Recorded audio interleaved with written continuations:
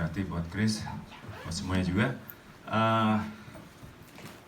Saya di sini mau sharing tentang apa yang menjadi urgensi juga di hari-hari ini, apa yang menjadi yang benar-benar penting untuk kita juga, kita ngerti siapa kita ngerti panggilan kita ngerti kita dipanggil Tuhan sebagai apa dan harus melakukan apa. Karena hari-hari ini hari-hari yang ternyata bukan main-main, satunya itu jelas gitu yang pertama. Yang kedua, saya ngerasa dan kita semua juga ngerasa pasti bahwa ternyata waktunya nggak lama lagi gitu. Tiba-tiba kita sadar gitu loh, kayaknya waktunya nggak lama lagi Tuhan datang gitu. Kalau kita hitung semuanya, kita tanda-tandanya, dan makanya kita harus ngerti betul-betul di waktu-waktu yang Tuhan bilang, di hari-hari yang ada ini, yang tersisa ini, supaya kita benar-benar maksimal gitu. Saya share ya apa yang harus menjadi fondasi kita ya, karena menurut saya tadi kalau saya simpulin gitu apa yang tadi Chris sharingin gitu, itu bicara soal fondasi, itu bicara soal the essence gitu kan, bicara soal esensinya itu apa gitu sebenarnya, tentang semua kita lakukan di hari-hari, tentang Kristiani itu, tentang apapun gitu. Saya cuma bicara soal esensi kita sebagai istilahnya dalam keimaman, dalam panggilan kita, dalam kehidupan kita itu apa sebenarnya gitu loh. Karena ya tadi bicara soal formula juga, karena keimaman pun nggak bisa dirumusin, saudara. Ada kitab yang namanya kitab imaman, saudara. Di situ ada rumus imam tuh, wah itu lengkap banget gitu. Itu salah satu kitab yang bagi kebanyakan orang, kitab yang salah satu yang paling membosankan gitu kan. Jujur aja saya juga ketika baca itu sejujurnya paling struggle banget buat baca itu gitu kan. Korban harus ini begitu begini begono, semuanya isinya mengenai SOP, betul? Standard of procedures gitu kan. Bicara mengenai prosedur, bicara mengenai formula gitu. Pendamaian harus begini caranya gitu kan. Dan kita pun di zaman perjanjian baru ini gitu, di zaman yang namanya zaman kasih karunia, zaman Roh Kudus pun, kita cenderung memformulasikan sesuatu, termasuk tindakan profetik, saudara. Betul nggak? Oh harus begini, prosedurnya begini, SOP-nya begini. Bener atau enggak? Ya. Gitu loh. Sampai kita lupa fondasinya apa, dasar firmannya apa, dan kita ngelakuin lagi dengan pengertian. Kita ngelakuin lagi dengan cinta. Kita ngelakuin lagi karena kita ngerti siapa kita, apa hak kita, apa privilege kita gitu. Menurut saya ini penting banget gitu. Sangat-sangat penting banget. Karena kalau kita ngerti, saudara, kita lakuin itu seperti yang tadi Chris bilang gitu. Nggak usah pakai ngoyo, nggak usah pakai kayaknya kekuatan sendiri gitu. Tapi kita akan jadi sangat tajam, sangat efektif, sangat efisien. Kayak orang motong pohon gitu, saudara. Mau badannya segede apapun, kampaknya segede apapun, tapi kalau mintul, saudara, setengah mati, saudara. Tapi kampaknya bisa aja kecil gitu. Mungkin orangnya kecil, saudara, tapi kalau itu kampak sangat tajam, saudara boleh coba deh praktekin gitu. Nggak usah motong pohon dulu deh. Motong itu aja sayur dulu, motong daging gitu. Cobain deh. Cobain ketika pisau itu tajam, saudara. Itu mudah banget gitu. Itu sama dengan anugerah, saudara. Itu sama dengan kalau kita pakai kekuatan kita sendiri gitu. Kalau kita ngerti gitu, kalau kita ngelakuin dengan pengertian, kita ngerti dasar firman, kita betul-betul punya hubungan dengan Tuhan. Kita lakuin semua sebenarnya dari pemimpin saya, kita belajar dari pemimpin kita ya, Pak Daniel gitu ya. Karena orang bilang bahwa orang Kristen itu kadang-kadang bikin ya, berpikir gitu, harus ribet gitu, harus begini. Ini simpel banget, santai banget. Coba ya, jujur aja kalau kita turun ke Israel, atau peperangan dengan cara imam gitu ya, dengan caranya Pak Daniel gitu, kita banyak dihakimin loh. Pokoknya ribut banget, santai banget, lebih banyak fun-nya daripada seriusnya gitu. Kan pemimpin kita tuh nyantai banget, bener gak sih? Sejujurnya gitu loh. Karena dia modelnya tuh ngeroh dan kenabian banget gitu.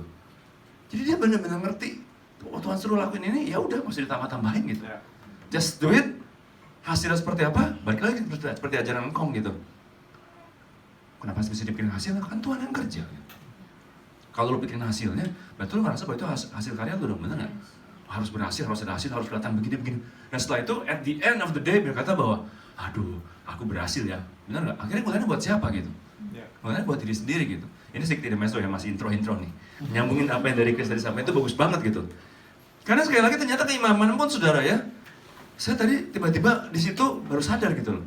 Itu nggak bisa dirumusin, nggak bisa diformulasiin loh. Model imam pun banyak. Oke, imam Lewi nih, yang diturunin ke Harun dari Musa. Modelnya ke imamat nih, begini prosedur semua, standard of procedure semua, SOP, formula semua. Tapi Tuhan bilang apa loh?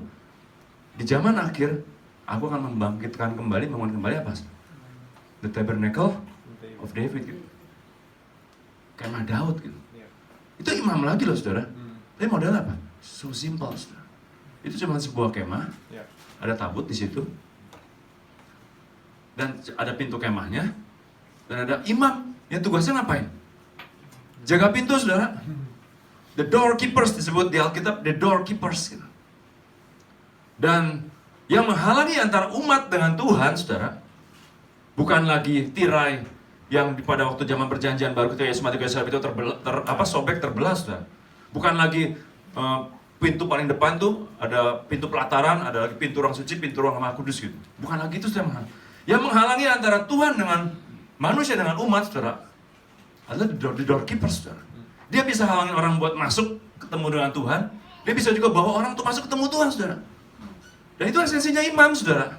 Esensinya daripada seorang imam, seorang yang disebut the bridge sebenarnya. Menurut saya itu sebuah jembatan, saudara. Itu esensi daripada imam. Gimana umat, gimana orang-orang di luar sana itu bisa ketemu dengan Tuhan. Dan itu so simple gitu. Bener gak, kita gak bisa rumusin gitu. Ada lagi imam model Melkisedek gitu. Betul? Gitu. Sebelum ada imamat Lewi, saudara, ada seorang yang bernama Melkisedek yang disebut di kitab Ibrani, disebut di perjanjian baru juga, saudara. Dan itu lebih tua umurnya daripada imam yang imamat yang turun lewat Harun, saudara. Itu juga beda lagi, saudara. Jadi nggak ada formulanya, saudara. Imam yang paling the greatest priesthood adalah jelas adalah Yesus sendiri gitu. Nggak pakai korban kambing domba lagi, tapi bawa hidupnya sendiri, saudara. Dan suka nggak suka, saudara, karena kita disebut orang Kristen yang artinya adalah Kristus kecil, saudara. Kita harus ikutin teladannya, saudara. Yohanes 3 ayat 16 berkata, Allah menyerahkan anak yang tunggal. Yesus jadi korban. Gitu. Tapi 1 Yohanes 3 ayat 16 berkata apa? Karena Yesus juga sudah menyerahkan nyawanya buat kita, kita wajib juga nyerahin nyawa kita untuk saudara-saudara kita gitu loh. Karena itulah sebenarnya esensi daripada hati seorang imam gitu. Dan itu sudah dibuktikan, sudah istilahnya diteladani oleh pemimpin kita juga, saudara gitu.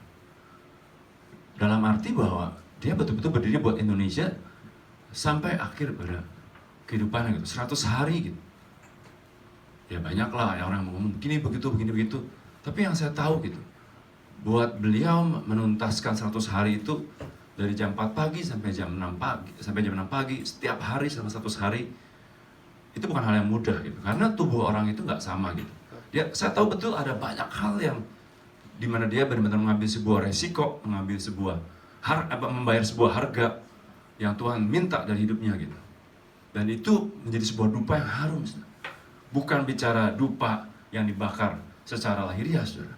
Tapi menurut saya dupa yang betul-betul, dupa yang benar-benar real ya, yang dinaikkan oleh pemimpin kita pada Daniel gitu, adalah ketika doa-doa itu naik dari sebuah hati yang berasal dari hidupnya sendiri, saudara.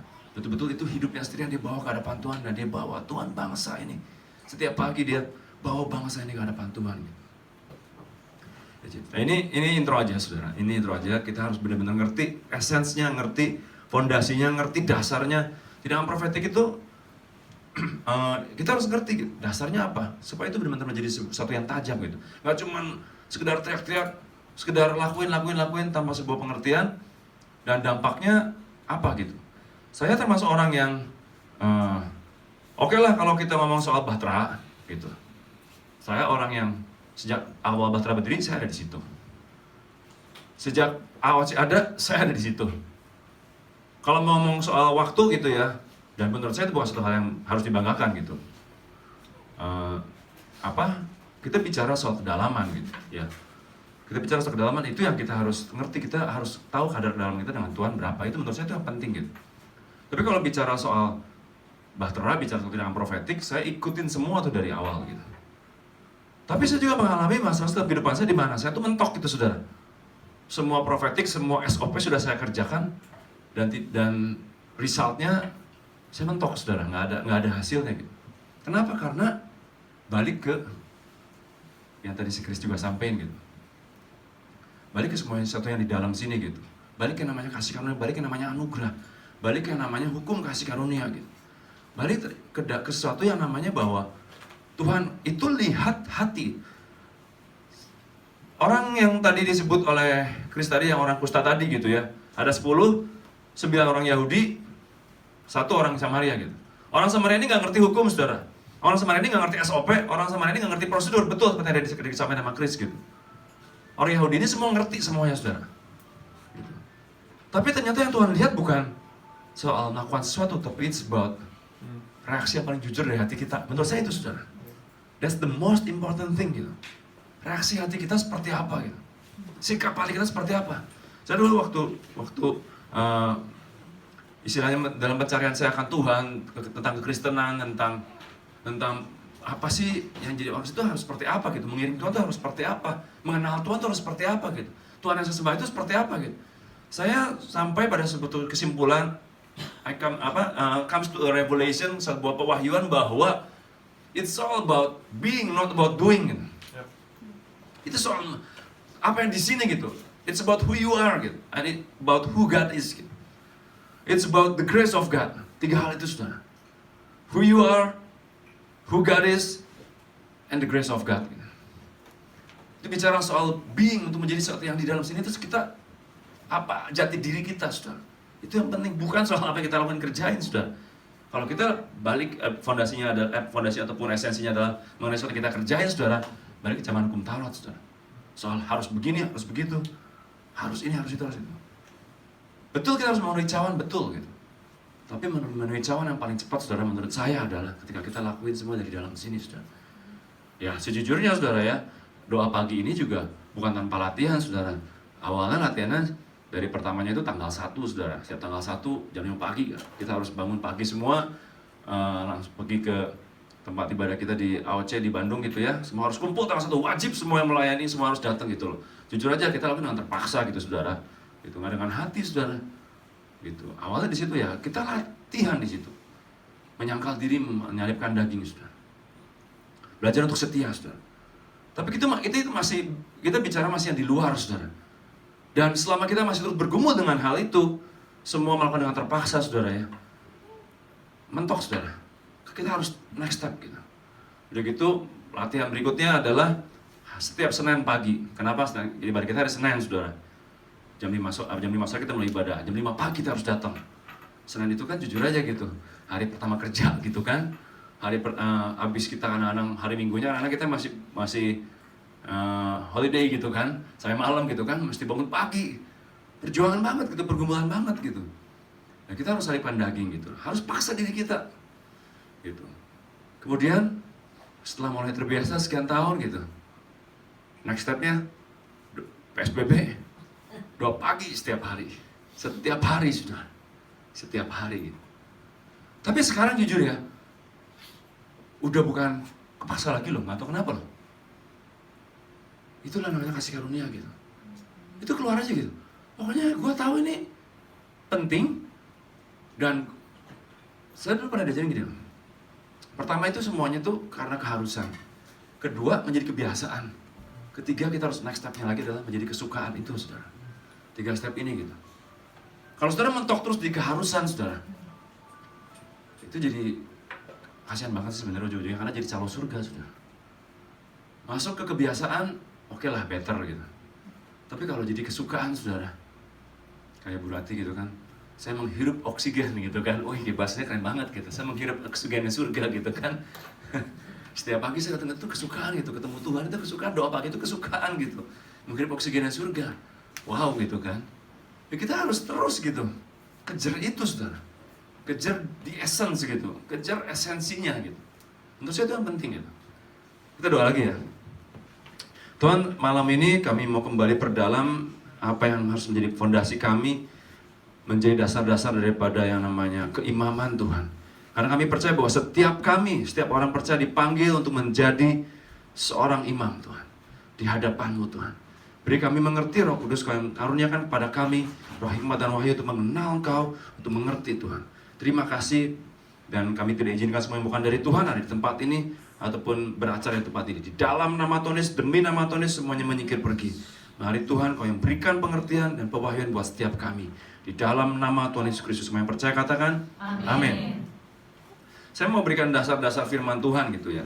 Dan ini sebenarnya yang saya bagikan ini sebenarnya masih general banget, masih umum banget, masih basic banget.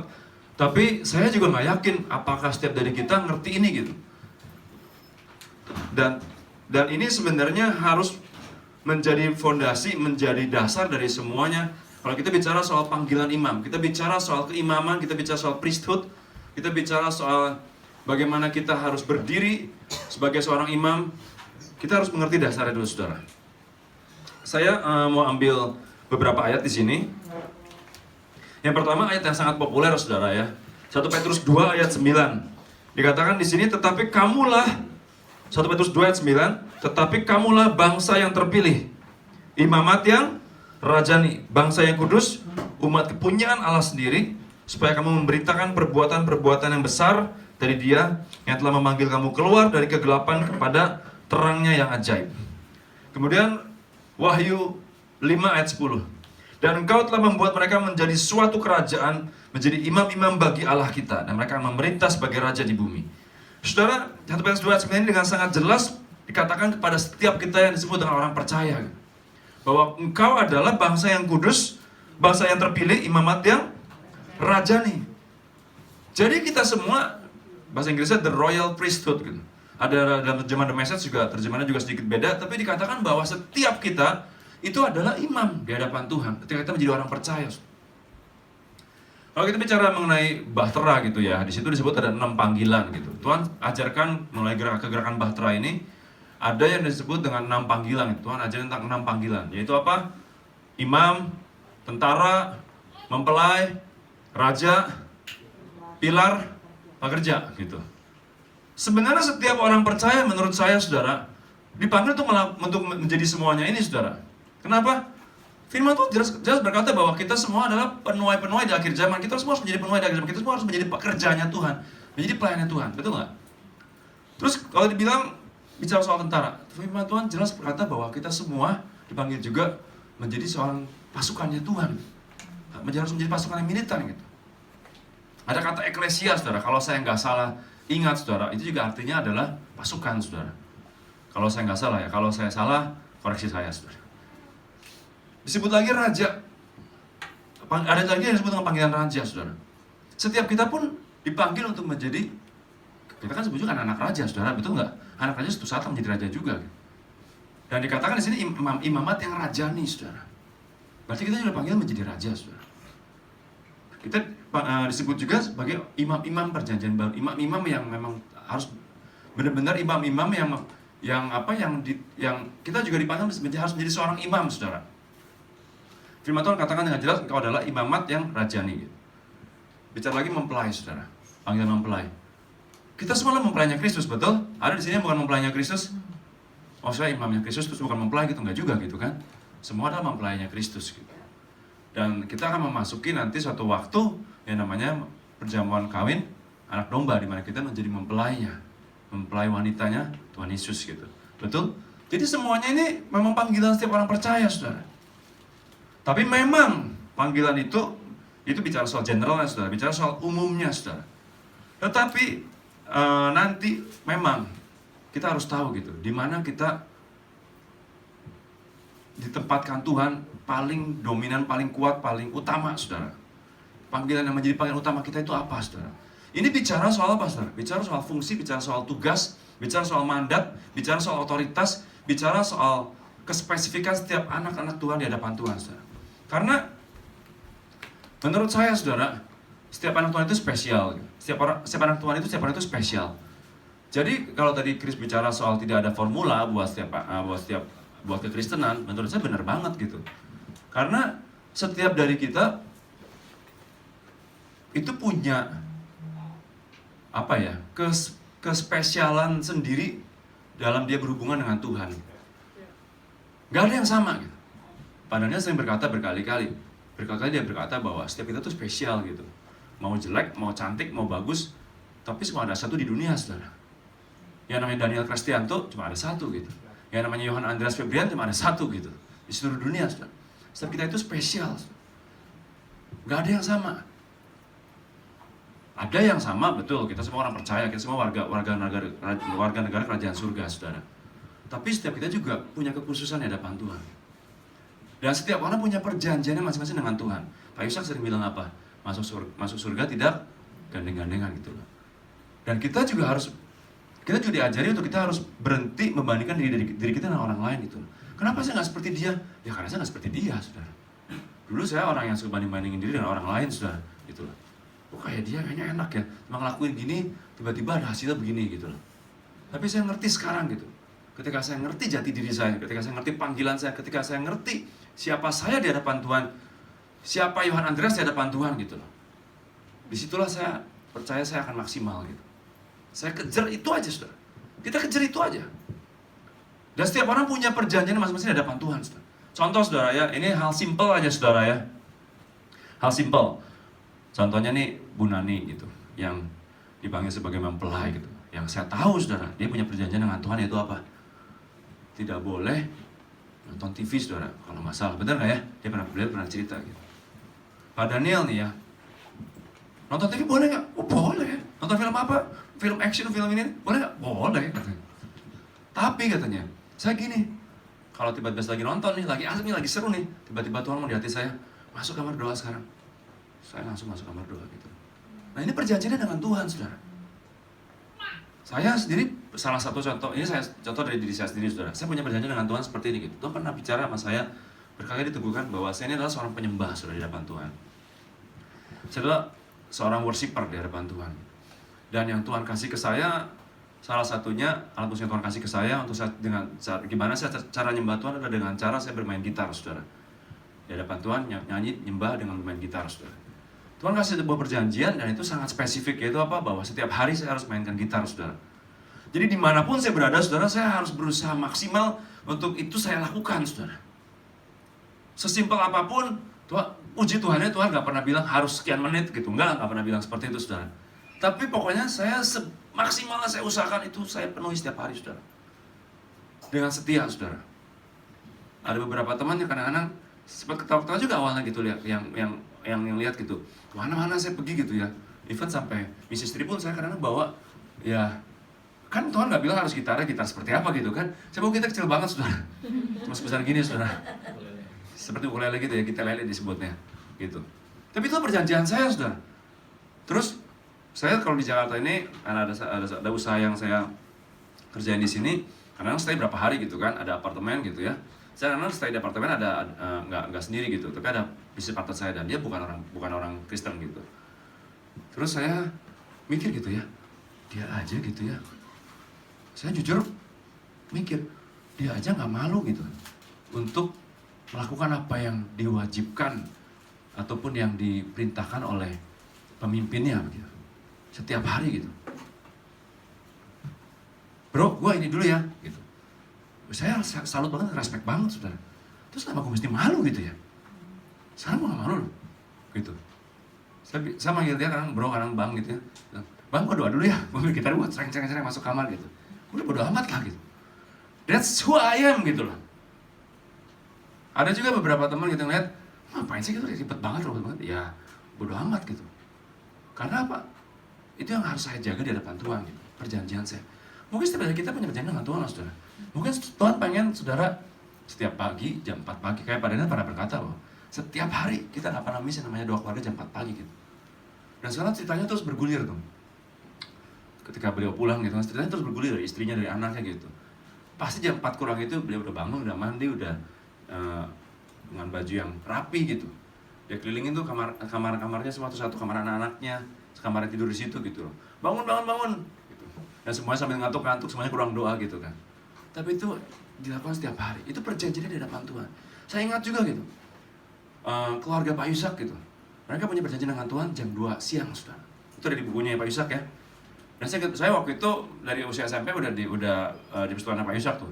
Bener loh, setiap jam 2 gak pernah miss, saudara. Itu semua datang. Pak Daniel, Pak Samuel, gitu. Pak Yusak, kalau di Bandung pasti datang jam 2, masuk kamar doa 5 menit 10 menit udah gitu, udah selesai. Itu yang mereka jaga di hadapan Tuhan gitu. That's their covenant with God gitu. Dan setiap kita tuh punya covenantnya masing-masing harus kita jaga, saudara. That's specialty-nya kita di hadapan Tuhan gitu. Kespesialan kita di hadapan Tuhan. Nah, khusus untuk AOC, saya sebenarnya nggak terlalu bicara bahwa ini hanya untuk AOC aja gitu.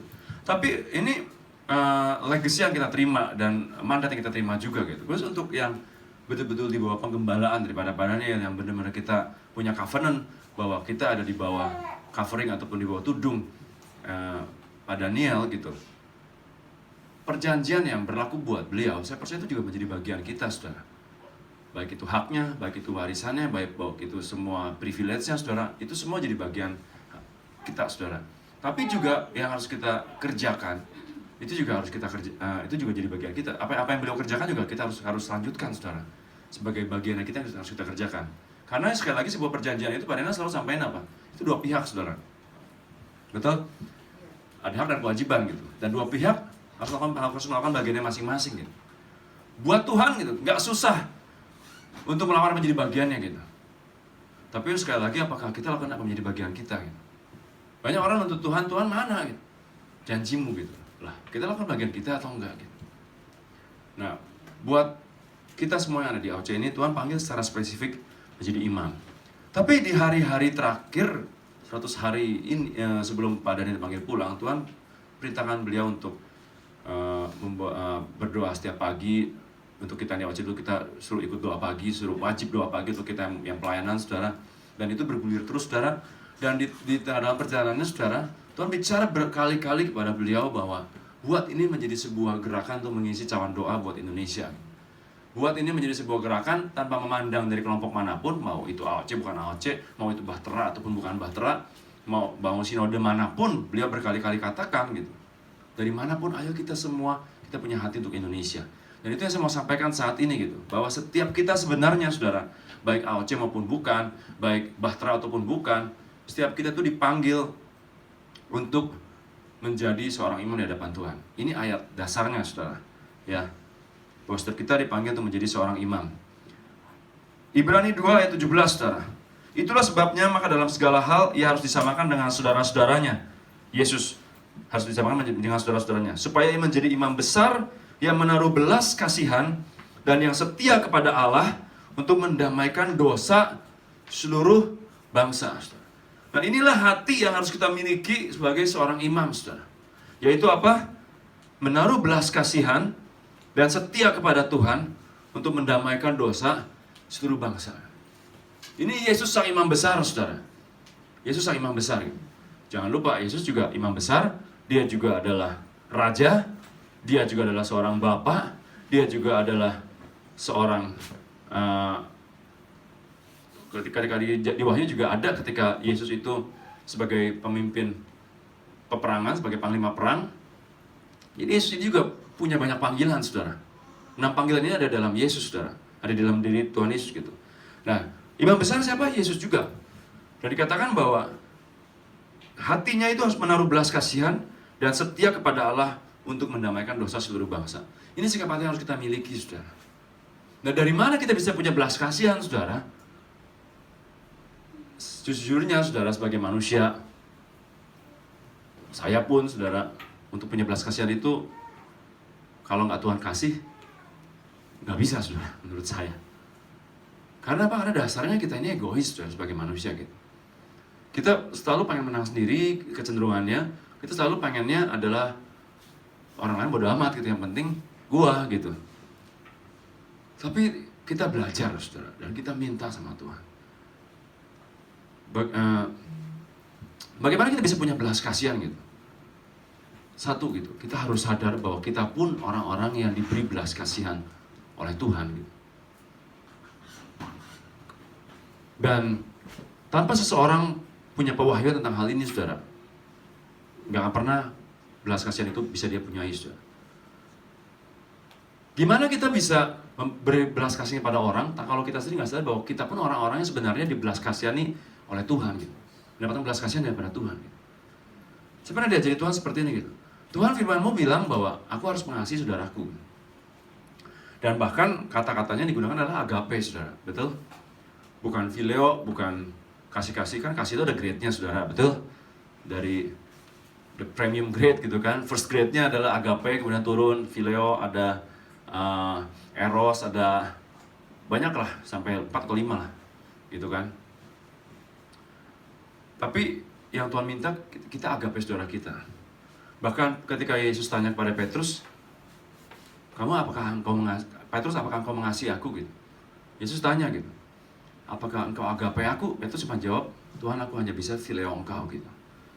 Terus aku mikir, saya mikir, gimana caranya ya? Caranya saudara adalah gimana kita bisa mengasihi Tuhan, gimana kita bisa mengasihi sesama. Caranya yang pada dia sampaikan saudara, kita harus tinggal di dalam Tuhan gitu. Karena sumber kasihnya itu adalah ya Tuhan sendiri gitu. Semuanya berasal dari Dia, oleh Dia, dan kepada Dia saudara. Kita nggak punya kasih dari diri kita sendiri saudara. Untuk kita bisa mengasihi orang lain saudara, kita harus menerima kasihnya itu dulu, betul nggak saudara? Nah kita nggak punya kasih saudara. Kita nggak punya belas kasihan saudara. Belas kasihan itu bagian daripada kasih saudara. Betul?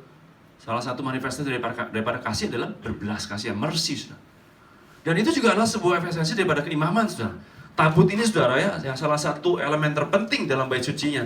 Dalam bait suci saudara, dalam yang disebut, ini juga adalah contoh replika daripada apa yang ada di surga saudara.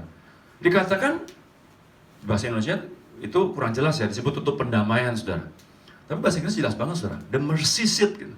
Tahta belas kasihan, tahta kasih karunia gitu. Tahta anugerah saudara. The mercy seat, tahta belas kasihan. Jadi esensinya Tuhan itu sebenarnya belas kasihan gitu. Mercy. Nah gimana kita bisa punya itu ke orang lain saudara? Gimana kita bisa punya belas kasihan itu ke Indonesia? Padahal dia berkata loh, waktu itu di khotbah beliau yang keberapa, dia bilang loh, jujur saya pun sebenarnya nggak peduli soal Indonesia. Tapi kenapa Tuhan bisa taruh hati itu, kenapa? Tinggal di dalam Tuhan gitu. Karena ketika dia ada di dalam Tuhan, kita ada di dalam Tuhan saudara, seluruh kepenuhan Tuhan, kasihnya Tuhan, agape-nya Tuhan itu luber di hati kita saudara. Dari situ kita bisa agape orang lain saudara. Oh ya, aku ngerti Tuhan sekarang. Untuk aku bisa mengasihi orang lain, bisa mengasihi Tuhan dengan agape, cuma satu caranya. Saya harus menerima kasihnya Tuhan dulu gitu. Tadi Chris ngomong apa Chris? It's about apa? Celebrating the love of God, betul tadi ya? Lu ngomong kayak gitu tadi, bener gak? Ya kan? Celebrating the love of God, bener kan? Bener-bener yang kita jadi fokusnya kita itu adalah tentang kasihnya Tuhan gitu. Tentang kasihnya Tuhan buat setiap kita gitu. Karena Dia adalah kasih gitu. He is love gitu. Nah ini harus jadi pengertian dan fondasi daripada setiap kita. Belas kasihan itu yang munculnya harus dari Tuhan. Dan gimana caranya? Kita harus ada di dalam Tuhan gitu. Kita harus menerima kasihnya Tuhan setiap hari. Disegarkan dalam kasih Tuhan setiap hari. Kita harus melekat dengan Tuhan. Makanya lagu Yohanes 15 itu betul-betul itu bicara kuat banget saudara. Gimana kita bisa mengasihi? Gimana kita bisa menghasilkan buah? Harus nempel sama pokok anggur. Sama pokok anggur yang sejati itu kita harus nempel gitu. Hati kita harus melekat. Itu kuncinya saudara.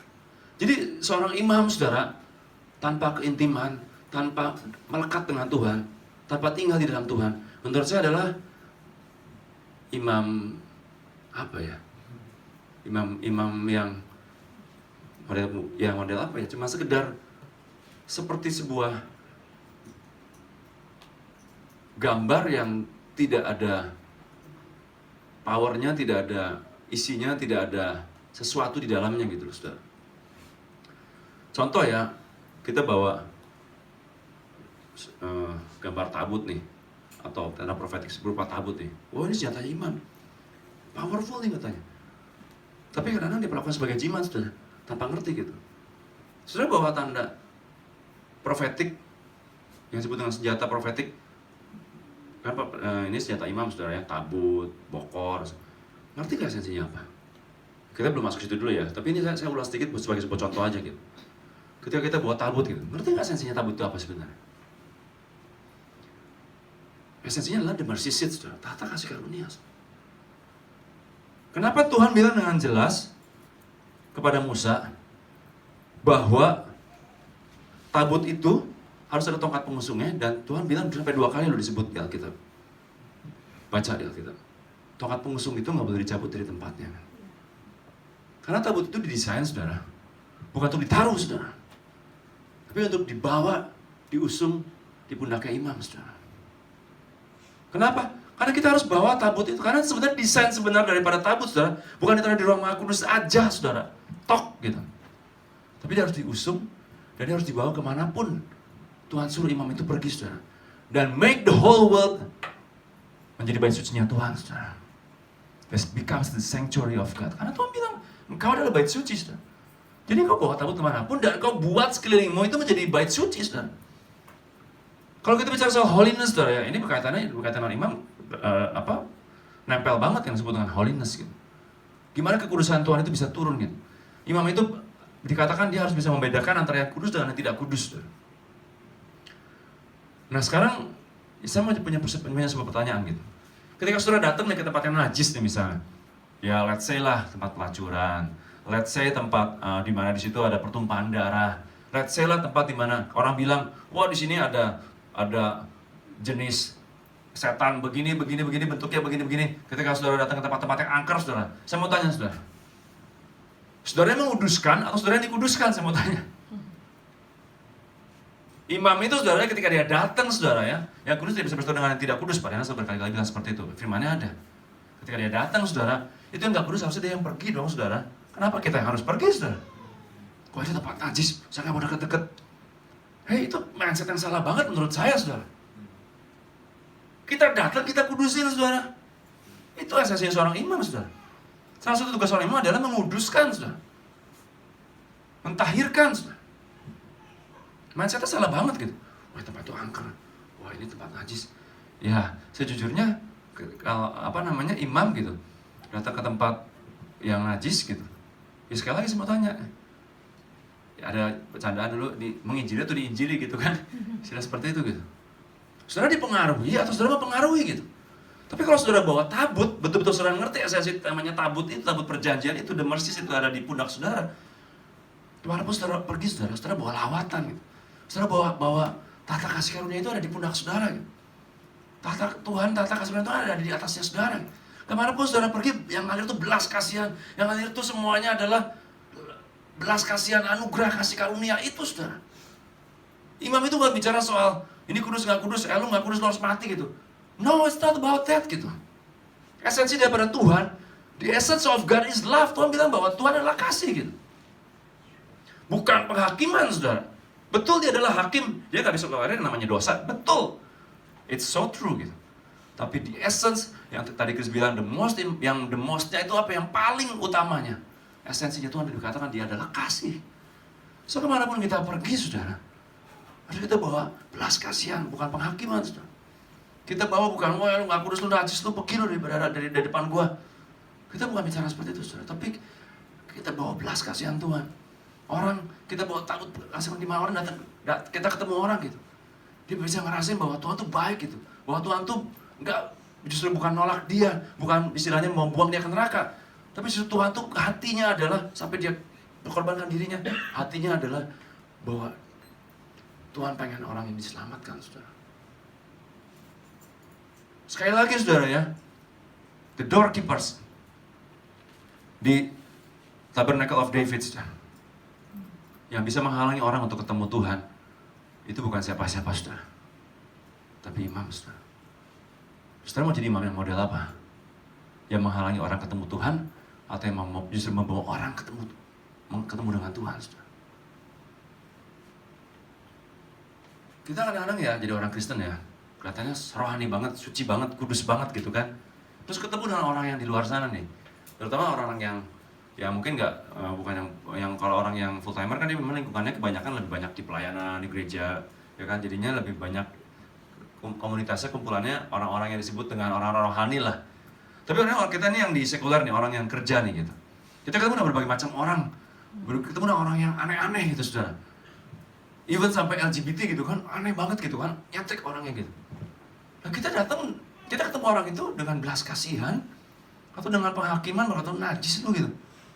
Kalau saudara bisa di hati saudara bisa merasa jijik gitu, najis lu gini, something wrong with you gitu. Berarti lu nggak punya hati Tuhan gitu. Yesus datang bukan untuk menghakimi, bukan untuk orang sehat, tapi untuk orang sakit. Yesus datang bukan untuk yang tidak tersesat, tapi Yesus datang untuk yang tersesat justru. That's the essence of priesthood. Gimana kita bisa bawa orang ketemu Tuhan gitu? Ada beberapa orang ketemu saya gitu bilang, gue sih nggak kayak lu lah gitu. Gue sih, ya gue tahu lah gue masih begini, masih dosa, masih hidup dalam perzinahan, masih lakuin ini. Pengen sih gitu, gue tahu nggak boleh gitu, gue pengen bertobat gitu, tapi gue belum bisa gitu. Satu hal yang selalu ngomong gitu kepada mereka gitu, buat saya doesn't matter. Aku bilang gitu, saya bilang nggak penting sih. Menurut saya lu nggak usah urusin dulu lah mengenai dosa lu gitu. Fokus lu jangan ke dosa gitu, dulu. Bukan soal itu dulu, saya bilang, nggak usah urusin itu dulu.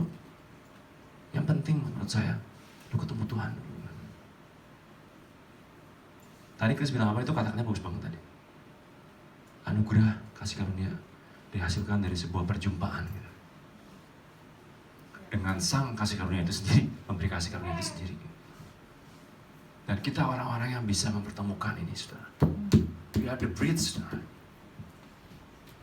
Kita orang yang bisa mempertemukan ini, saudara. Saya ketemu dengan beberapa orang gitu, dan saya bilang, lo gak usah ngurusin masalah gua masih begini, lo stop saying that gitu. Lo berarti bicara tentang itu. Buat gua yang penting lo ketemu Tuhan dulu. Lo balik ke Tuhan, lo cari Tuhan dulu sampai lo ketemu Tuhan. Selesai. Itu aja awal, dari situ lo mulai. Dan saya ketemu dengan beberapa waktu kemudian gitu ya. Tiba-tiba dia ngalamin cerita dia ketemu Tuhan. Dan rubah sendiri lo. Lepas sendiri gitu. Karena ya, sekali lagi gitu, yang tadi juga sempat Chris bilang, kasih karunia itu memampukan kita kan, untuk kita bisa melakukan apa yang Tuhan suka kan, bukan kekuatan kita sendiri. Kalau pakai kekuatan sendiri itu namanya religion, saudara, namanya agama. Agama itu apa sih? Buat saya sih definisinya sederhana, usaha manusia untuk mencapai Tuhan gitu loh. Nah sekarang sejak kapan dari bawah itu bisa naik ke atas, saudara? Gimana caranya yang dari bawah ini bisa naik ke atas tuh? Manusia yang di bumi, yang najis, kotor, hina, bisa mencapai Tuhan yang kudus. Gimana caranya? Cuma satu-satunya cara gimana? Yang atasnya harus turun, betul nggak? Yes. Itulah. Dan kitalah yang mempertemukan. Kita punya privilege setiap anak Tuhan itu untuk bisa mempertemukan dua ini, saudara. Berdiri di antara Tuhan dan manusia. Itu menurut saya yang harus kita pahami, saudara. Mengenai dupa, mengenai talit, mengenai hal-hal yang lain, saudara. Itu semuanya ditarik dari esensi ini, saudara, menurut saya. Dupa itu bicara apa sih? Ini lagi dibahas mungkin ya, di sekarang ini gitu. Dupa itu bicara apa sih? Bicara soal melambangkan Yesus sendiri, bagaimana hidupnya betul-betul dihancurkan untuk menebus kita. Hidupnya benar-benar dikorbankan menjadi sebuah korban bakaran untuk kita semua, untuk dosa kita semua, menjadi sebuah korban pendamaian. Bicara soal korban, saudara. Bicara soal mercy, bicara soal belas kasihan, saudara.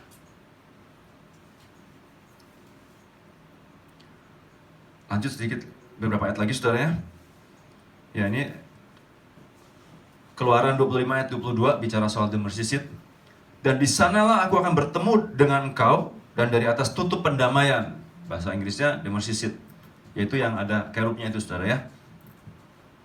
Dari antara kedua kerub yang di atas tabut hukum itu, aku akan berbicara dengan engkau tentang segala sesuatu yang kuperintahkan kepadamu untuk disampaikan kepada orang Israel. Saudara, hal yang paling penting, saudara, yang menjadi fondasi, dan ini sebenarnya nggak jauh dari apa yang diajarkan oleh Pak Yusak gitu, yaitu mengenai apa? Mengenai yang namanya hubungan dengan Tuhan, bergaul dengan Tuhan, bergaul dengan Roh Kudus, tapi juga bicara soal firman Tuhan. Bahwa fondasi kita juga harus punya fondasi di atas firman Tuhan, saudara. Dua balance ini nggak pernah boleh dipisahkan ataupun ada satu yang hilang, itu nggak bisa, saudara. Ini betul-betul fondasi sangat penting gitu. Ada banyak orang saya ketemu, saudara ya, dia mengenal di zaman ini semua yang profetik, semua yang ngeroh, saudara. Dan dia sangat bagus dalam hal itu, dan dia mendalami hal itu, saudara. Tapi dasar firmannya itu sangat lemah gitu. Baca Alkitab jarang, mengerti firman sangat sedikit gitu. Dan akhirnya jadi menurut saya sangat nggak balance gitu. Dan akhirnya saya lihat banyak loh yang kecewa, saudara, dengan Tuhan gitu. Karena apa? kok nggak jadi gitu? Karena fondasinya nggak kokoh, saudara.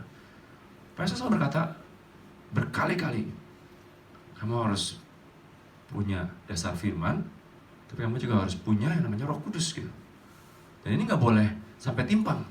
Kalau kebanyakan ngeroh, kebanyakan terus doa, ngeroh terus, jadi dukun. Dia berkata seperti itu. Tapi yang satu firman terus dalamin Alkitab, terus teori semua, yang Pak Daniel bilang semuanya teori dan teori, saudara. Jadi ahli Taurat, saudara. Nah, imam ini, saudara ya, di sini dikatakan dengan jelas, di sana aku akan bertemu dengan engkau, dan dari atas suatu pendamaian itu, dari antara kedua grup di antara atas tabut hukum, dari antara kedua grup yang di atas tabut hukum itu, aku akan berbicara dengan engkau tentang segala sesuatu yang aku perintahkan kepadamu untuk disampaikan kepada orang Israel. Jadi ini bicara soal kenabian, saudara. Kita tahu bahwa Pak Daniel ini sangat kuat karena nabinya, saudara. Kenabian itu adalah bagian yang sangat dominan juga, saudara, dari keimaman, saudara. Kenabian itu bicara apa, saudara? Kenabian itu, saudara, esensinya bukan nubuat, bukan tentang tahu yang di depan. Itu betul, itu salah satu yang fungsi ataupun hasil ataupun kekuatan daripada yang namanya bukan kekuatan ya, tapi itu bagian daripada kenabian, saudara. Tapi esensi daripada kenabian menurut saya adalah direction, saudara. Itu bicara mengenai arah. Kita harus kemana? Kalau kita bicara soal lambang imam yang disebut dengan Urim Tumim, saudara ya. Tahu Urim Tumim nggak? Itu gimana orang Israel bisa tahu keputusan Tuhan tentang satu hal, saudara. Pada waktu itu, ini satu kisah di dalam Alkitab ya. Waktu itu harus menghadapi sebuah pertempuran, Daud tanya sama Tuhan tuh, Tuhan, aku harus maju atau harus gimana? Dan Daud waktu itu bilang, bawa tuh efod ke sini. Efod itu baju imam, saudara. Kenapa? Karena di efod itu ada yang disebut dengan Urim Tumim, saudara. Di situ ada 2 buah batu sebenarnya. Sepanjang yang saya tahu gitu. Untuk menunjukkan yang mana yang Tuhan pilih gitu. Ini juga bicara soal perkataan kutuk, saudara ya. Tapi kita nggak bahas itu, saudara. Ini bicara soal harus ke kiri atau ke kanan, saudara. Dan itulah kenabian gitu. Direction, saudara. Kita harus kemana gitu. Ini jelas banget gitu. Dalam kitab Keluaran ini, di sana aku akan bertemu dengan kau. Bicara keintiman, saudara. Bicara soal perjumpaan bahwa seorang imam itu harus punya keintiman, saudara. Bukan hanya sekedar ngerti hukum, ngerti Taurat, ngerti prosedur, ngerti bakar korban, ngerti jam berapa harus bakar korban, harus bakar dupa, harus begini. Bukan hanya sekedar itu, saudara. Tapi dia harus ketemu dengan Tuhan. Di sana aku akan bertemu dengan kau, dan di situ Tuhan bicara apa yang harus dilakukan. Imam itu harus punya sisi perjumpaan, keintiman, kenabian, saudara. Harus tahu nih arahnya kemana, Urim Tumim. Tapi juga jangan lupa di sini juga disebut dari antara kedua grup yang di atas tabut hukum. Tapi dia juga harus ngerti yang namanya hukum, ngerti yang namanya firman, ngerti yang namanya tentang dasar firman, saudara. Dia harus mempelajari, bahkan mengajarkan hukum-hukum Tuhan. Salah satu tugas imam adalah mengajarkan hukum, saudara, kepada umat, saudara. Nah, imam ini adalah orang yang nomor 1 pasti ditanya oleh umat gitu. Ini hukumnya seperti apa mengenai ini, mengenai. Dia harus mengerti firman, saudara. Nah, 2 balance ini nggak boleh hilang, saudara. Keintiman dan firman. Bergaul dengan Tuhan, saat teduh pribadi, dan juga firman Tuhan, saudara. Makanya tadi saya bilang di awal bahwa setiap dari kita tuh punya perjanjian dengan Tuhan gitu. Dan semaksimalnya kita harus penuhi, saudara. Ada yang mungkin Tuhan minta untuk nyembah setiap hari jam 4 pagi atau jam 5 pagi, maybe just 10 minutes atau 15 minutes gitu. Lakuin dengan setia, saudara. Padahal kan bicara di hari terakhir tentang setia. Ya kalau dipikir-pikir, saudara ya, imam yang Lewi ini, saudara, dipikir-pikir ya. Waktu itu saya sedikit ketawa ya waktu dengar sharingnya dari Bu Catherine Surabaya, saudara. Waktu beliau sharing di rumah duka tentang Pak Daniel gitu kan.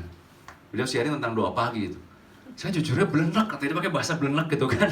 Gitu. Udah tahu nih pasti nih, setelah ini pasti perjamuan, setelah ini pasti roti dan madu, setelah ini pasti bicara vitamin dan jamu. Udah gitu setelah itu at the end selalu shalom gitu kan. gitu. Dia apa? Bilang udah tahu nih pasti ini gitu.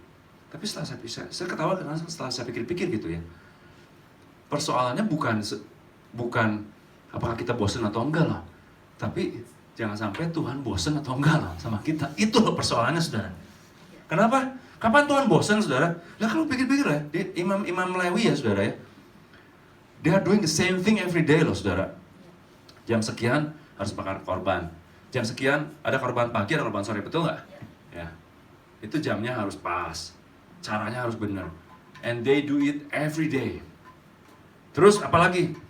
Mereka harus menjaga api di mezbah itu nggak boleh sampai padam selamanya. Kapanpun siang malam nggak boleh padam. Berarti bicara soal api cinta loh, saudara. Nggak pernah boleh sampai padam. Api penyembahan kita nggak boleh padam. Kita harus menjaga mezbah loh, saudara. Ini masih banyak banget, imam tuh banyak banget yang bisa digali, saudara. Belum bicara soal mezbah, belum bicara soal tabut secara detail, belum bicara soal urim tumim, belum bicara soal talit lagi dibahas sekarang, bicara soal dupa ukupan, banyak banget, saudara. Bicara soal ruang maha kudus, ruang pelataran, saudara. Banyak banget. Saya sendiri pun tidak mengerti semuanya, saudara.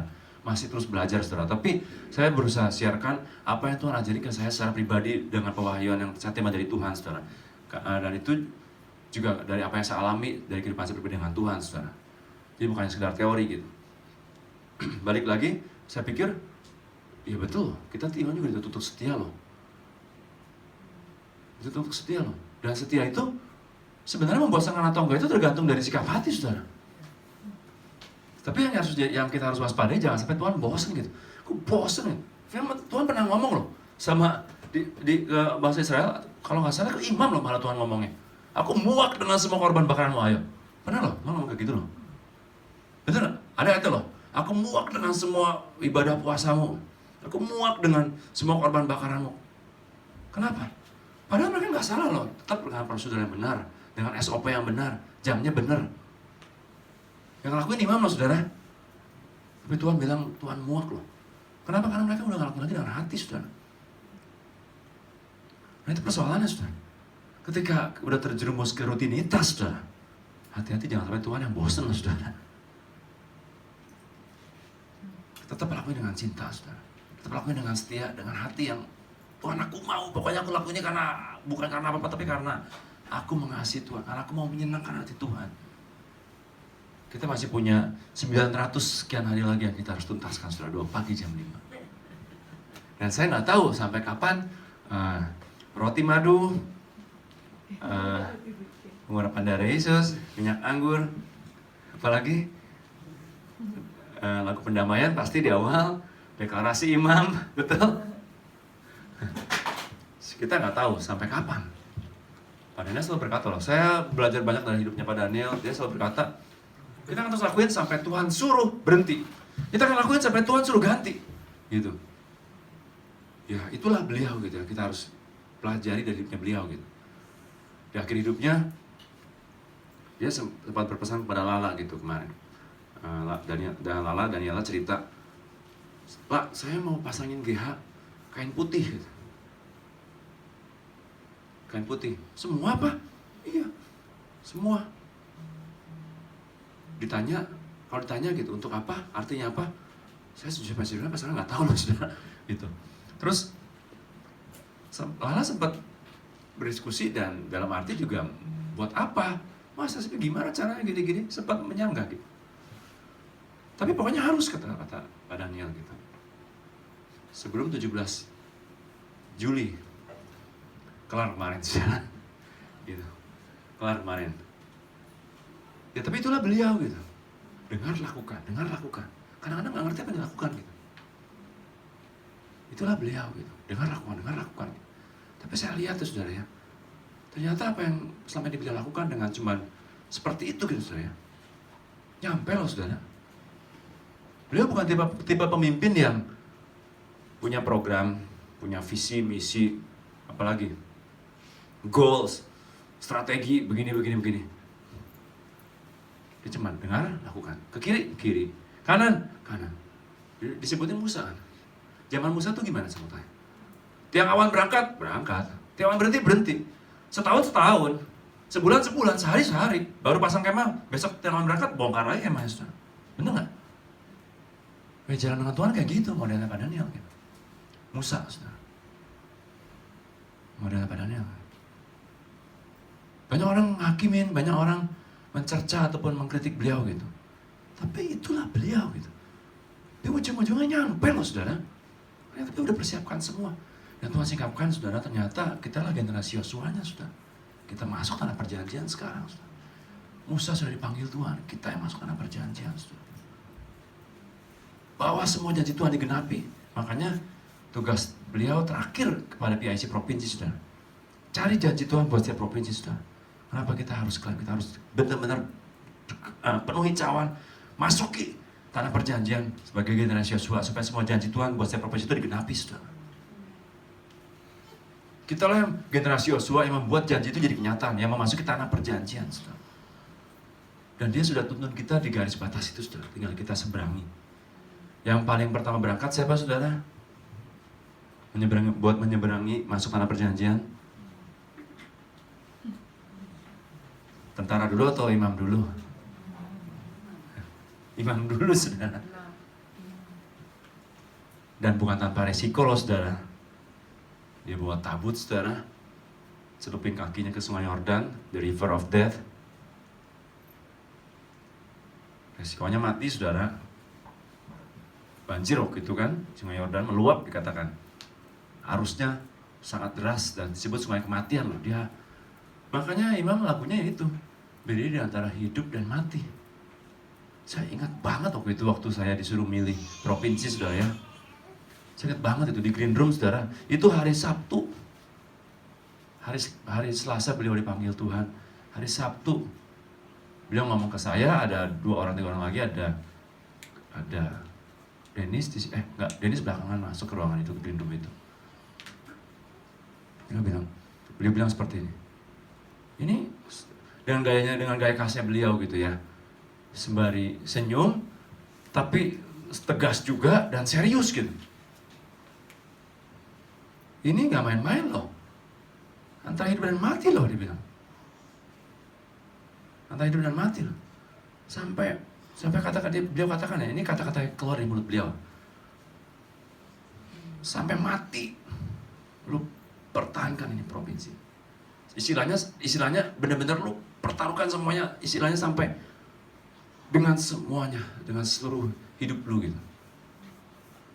Jadi kata-katanya seperti itu kurang lebih gitu. Betul-betul ya di antara hidup dan mati itu gitu. Ini serius loh. Saya berusaha untuk menyaring dan membungkus kata-kata itu, tapi ya begitulah, itu yang beliau katakan gitu loh. Ini mengerikan banget sih sebenarnya sejujurnya gitu saudara. Gitu. Tapi waktunya memang sudah sangat singkat saudara. Waktunya sudah sangat singkat gitu. Itu imam gitu.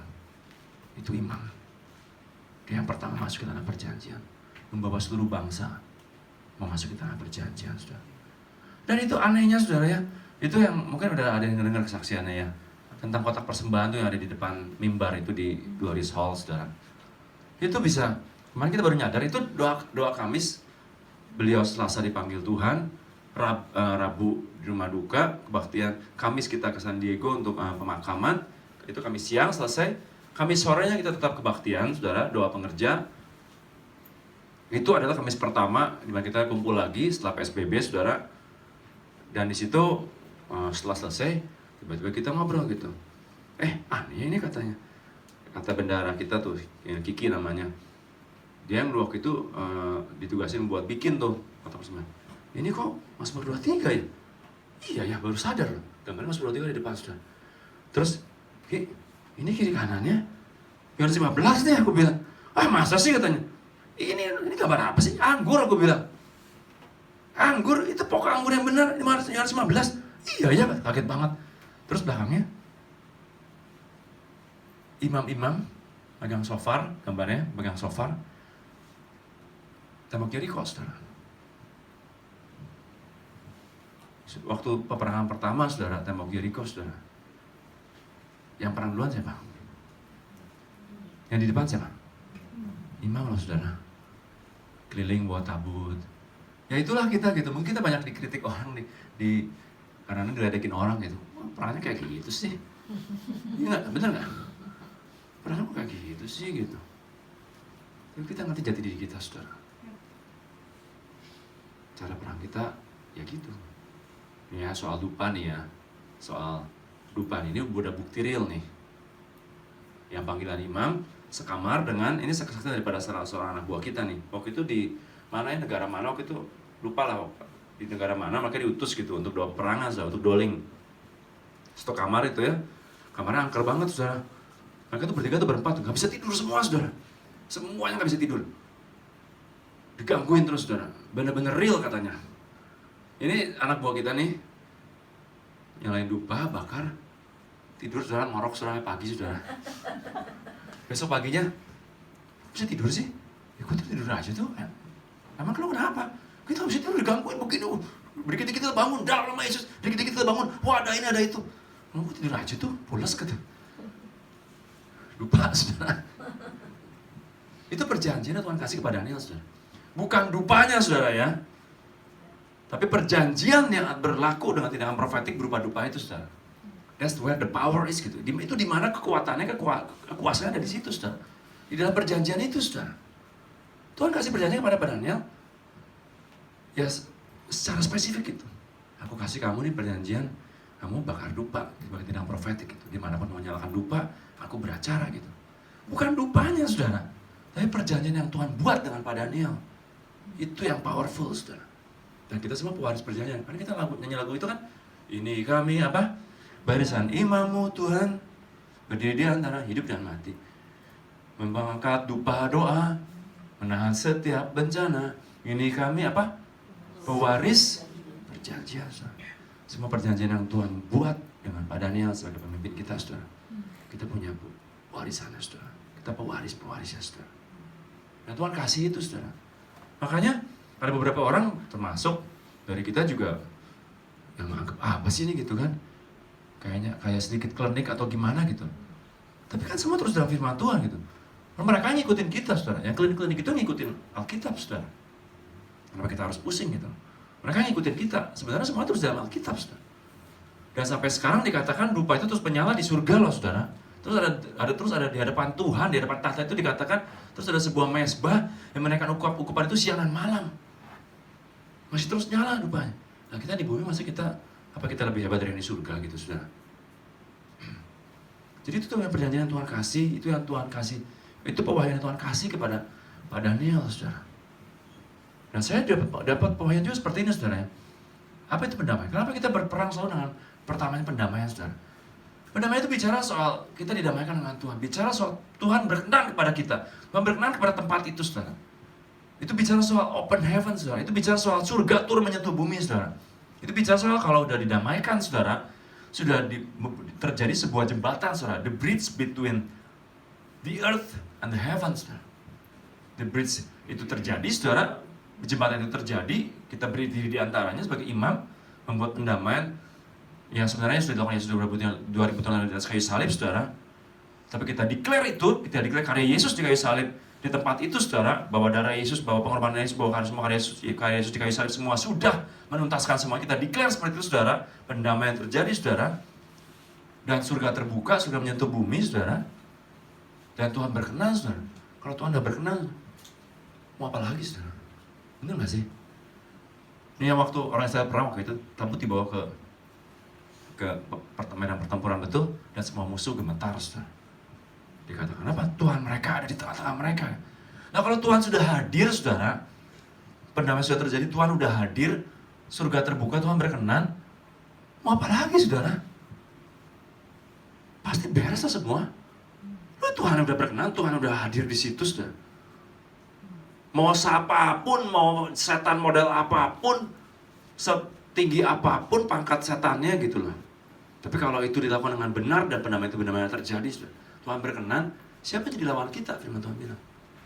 Kalau aku di pihakmu, siapa jadi lawanmu? Betul? Itu kita, saudara.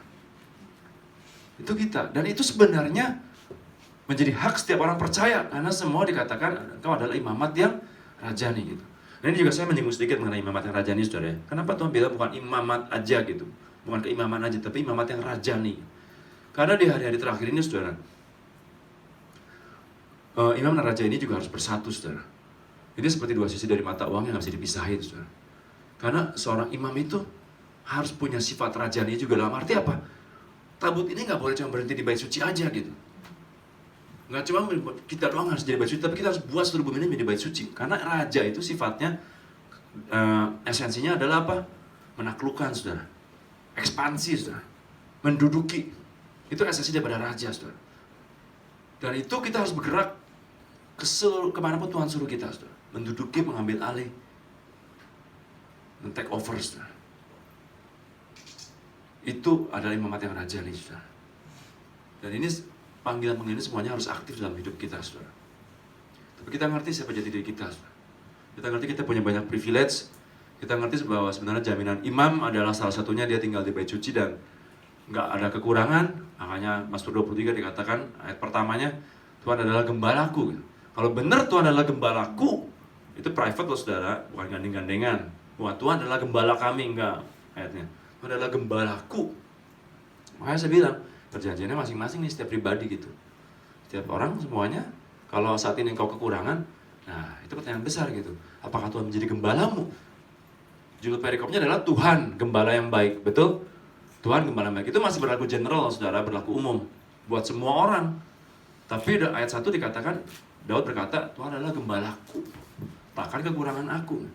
Nah sekarang pertanyaannya, apakah Tuhan sudah menjadi gembala? Menjadi gembalaku. Gimana Tuhan bisa menjadi gembala? Ya kita harus jadi domba, saudara, di hadapan Tuhan. Kalau masih kekurangan, tanda tanya besar, saudara. Saya rasa itu saja hari ini yang saya sharekan. Maaf kalau saya ngomong terlalu cepat, kadang-kadang belepotan juga, karena saya sejujurnya juga baru persiapkan tadi dan saya sebisa mungkin sampaikan apa yang tadi juga tiba-tiba Tuhan taruh, tiba-tiba muncul di hati saya, tiba-tiba muncul dalam pikiran saya. Saya coba sampaikan gitu. Saya berdoa untuk setiap kita bisa nangkep dengan pengertian yang Tuhan kasih gitu. Dan mari saat ini bangkit.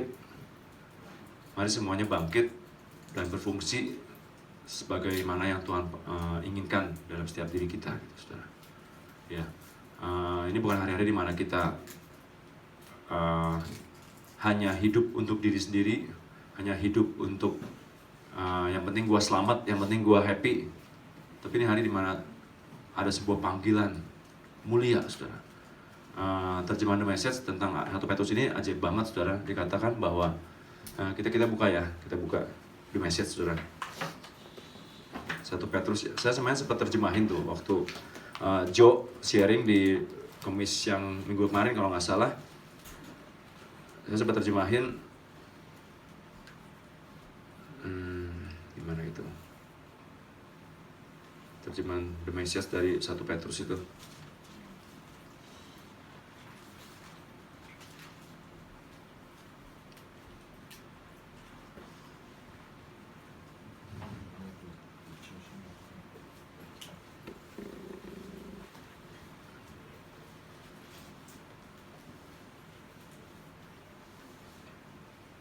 Intinya adalah bahwa ini adalah sebenarnya kita harus sadar bahwa adalah sebuah panggilan agung, saudara.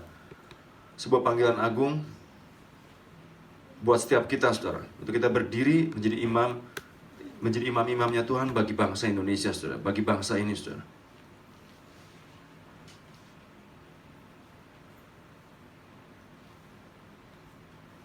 Saya nggak bisa ketemu, ya udah, tinggal dicari aja nanti. Tapi di situ ada kata-kata panggilan agung, saudara. Ya, ini adalah sebuah panggilan agung buat setiap kita. Sangat bodoh kalau kita membuang dan mengabaikan panggilan agung, saudara. Karena sebenarnya ini adalah sebuah opportunity di mana kita bisa upgrade level kita, upgrade diri kita, upgrade semua apa yang kekal, saudara, nanti di surga sana, saudara. Kalau kita pikir-pikir ya, kalau waktu sudah sedemikian singkat, saudara mau kejar apa lagi, saudara? Mau kejar jadi kaya sampai sekaya apa sih, saudara? Kejar dunia seperti apa sih? Toh nanti tinggal juga semua. Atau saudara mau ditinggal, saudara? Karena pengen menikmati semuanya di dunia ini, saudara. Kalau Pak Daniel berkali-kali berkata, nanti kalau saya di pengangkatan ya, yang mau boleh tuh ambil rumah saya, boleh tuh ambil mobil saya tuh Alphard, ada Land Cruiser, silakan ambil, boleh pilih katanya. Silakan yang ditinggal boleh ngambil katanya. Tapi saya sih nggak mau katanya, saya mau diangkat aja. Ya, ternyata memang beliau diangkat duluan, saudara. Gitu. Jadi Kita pikirkan yang kekal, saudara. Dan saya percaya kalau kita responi panggilan agung ini, saudara, ada sebuah opportunity, kesempatan di mana kita bisa lakukan sebuah lompatan, saudara, untuk level kita, untuk kita lakukan sebuah lompatan untuk dan mengupgrade diri kita, saudara, di hari-hari ini, kapasitas kita di dalam semua bidang, saudara. Saya percaya, saudara, kalau kita berdiri sebagai imam, saudara, jaminan itu juga berlaku. Kita nggak pernah kekurangan, kita hidup dalam kelimpahan, kita hidup dijamin Tuhan. Tuhan adalah milik pusaka kita, saudara. Semua yang jadi bagian imam itu, saudara, itu bagian yang terbaik, saudara. Saudara baca di firman Tuhan. Imam itu, saudara, bagian adalah yang terbaik. Panen terbaik, buah sulung terbaik. Semua yang terbaik dari hasil tanah itu dikasih pertama lewat imam, saudara. Dikasih pertama ke Tuhan, tapi lewat imam, saudara. Jadi yang makan siapa, saudara? Buat tanya, ya imam, saudara. Gitu. Semua perbendaharaan rumah Tuhan nggak pernah itu kosong, saudara. Itulah bagian kita, saudara. Tapi, saudara, kita juga punya tugas, saudara. Kita juga punya kewajiban, saudara. Dan lakukan itu, lagunya bilang, lakukan itu dengan cinta dan dengan pengabdian, saudara. Ya, itu yang saya mau sampaikan. Kita berdoa sekali lagi, kemudian saya serahkan kepada Ibu Ratih. Bapak, kami bersyukur buat malam hari ini, hamba-Mu sudah coba sampaikan, dan selanjutnya Engkau sendiri, Tuhan Roh Kudus, yang mewahyukan, membuat anak-anak-Mu mengerti, Tuhan. Dan membuat kami semua juga meresponi apa yang menjadi panggilan agung-Mu, Tuhan. Kami bersyukur buat setiap panggilan-Mu dalam hidup kami. Kami bersyukur buat semua jaminanmu, kami bersyukur buat setiap kesempatan, Tuhan, dan kehormatan dan kepercayaan yang Kau berikan, Tuhan. Kalau kami sadari saat ini, Tuhan, bahwa Kau sungguh-sungguh memberikan sebuah kehormatan, sebuah kesempatan, sebuah kepercayaan kepada setiap kami, untuk kami menjadi perantara-perantara-Mu, Tuhan, di tengah-tengah bumi ini, di tengah-tengah bangsa ini. Jadi imam-imam-Mu di tengah-tengah bangsa ini, Tuhan, untuk melihat sebuah bangsa, bagaimana sebuah bangsa dipulihkan, dilawat, Tuhan. Bagaimana sebuah bangsa sungguh-sungguh diubahkan secara ajaib, Tuhan. Dan semua janji Tuhan digenapi atas bangsa ini. Terima kasih sekali lagi, Tuhan. Di dalam nama Tuhan Yesus kami berdoa, kami bersyukur, kami percaya. Amin.